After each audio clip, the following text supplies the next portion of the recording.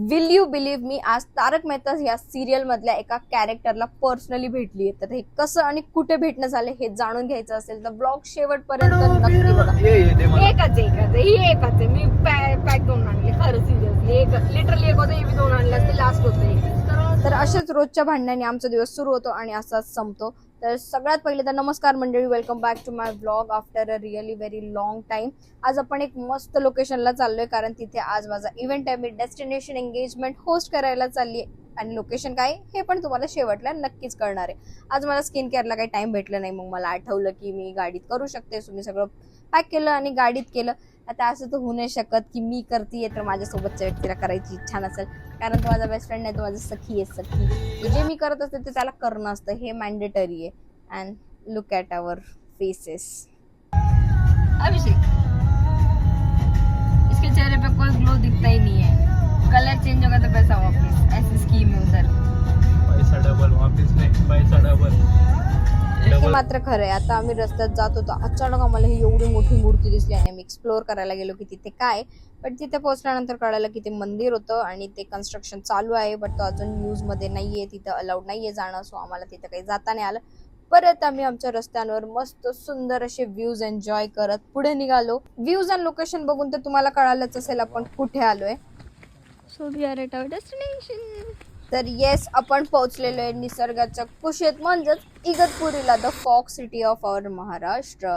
आणि इथे आल्यानंतर ज्या विलामध्ये आमचा इव्हेंट होता, लिटरली इतका सुंदर होता तो विला. आणि तिथलची साईट सीइंग म्हणजे लेक व्ह्यू जो पॉइंट होता तो पण खूप सुंदर होता. काय फटाफट फ्रेशन अप झालो. इथे आम्हाला पर्शियन पॅरेट्स दिसले, त्यांच्यासोबत थोडं टाइम स्पेंड केलं, जेवण केलं आणि इव्हेंटसाठी रेडी झाली.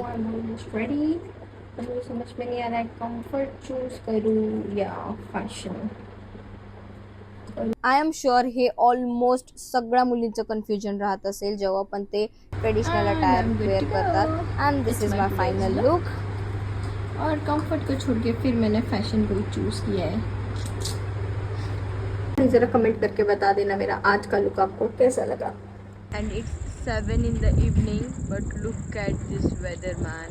आणि खरंच खूप सुंदर विला होता, खूप एस्थेटिक आणि फोटोजेनिक होता. तुम्हालाही या विलाचं नाव पाहिजे असेल तर कमेंट करा. विला मी तुम्हाला नक्कीच सांगेल आणि तिकडचे अजून खूप सारे विला मी एक्सप्लोअर केलेले आहेत, त्याचं सजेशन सुद्धा मी तुम्हाला नक्की दे. मग काय, आम्ही रेडी झालेलोच होतो तर गेलो आणि हे होतं आमचं setup for my today's event.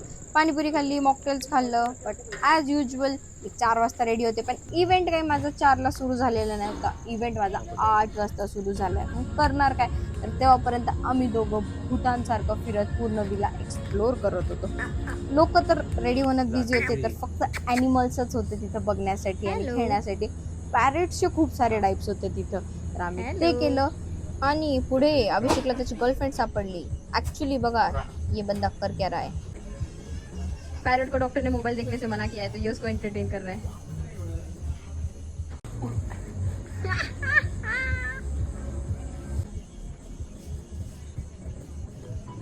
और ये मौके की फिर रात में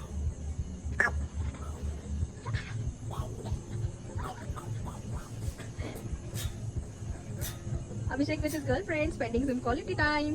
आणि भाई हे पॅरेट क्यूट डान्स करत होता आणि त्याचा क्राऊन पूर्ण फ्लॉन्ट करत होता. तुम्ही व्हिडिओमध्ये बघू शकताय.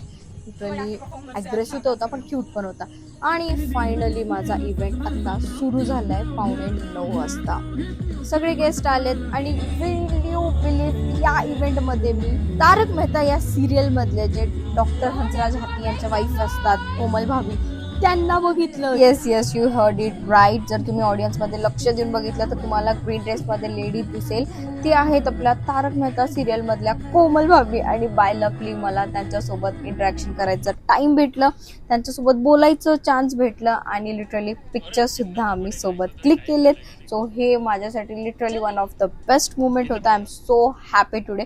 आणि मग हे सगळं आम्ही करून फायनली घरी जाण्यासाठी निघालो. रस्ता आपण देखिए दिख रहा है, ये देखिए हमारी फटे जा रही है. इव्हेंट तर खूप सुंदर आणि सक्सेसफुल झाला. आय होप त्यांना सुद्धा खूप आवडला असेल. फक्त प्रॉब्लेम इतकाच झाला की आमचा टाइम खूप जास्त वेस्ट झाला. आम्ही मॉर्निंग 11ला निघलो होतो आणि रन 4 ते 4.5 घंट्याचा होता. तर आम्हाला 4-4:30 वाजले असते रात्री, आय मीन नेक्स्ट डे मॉर्निंगला. बट आमच्या हेवी ड्रायव्हरनी डोळे ताणून आम्हाला 2 वाजता घरी पोहोचवलं. So this was my day today. Hope you like my blog. Next ब्लॉगसाठी आत्ताच फॉलो करून ठेवा.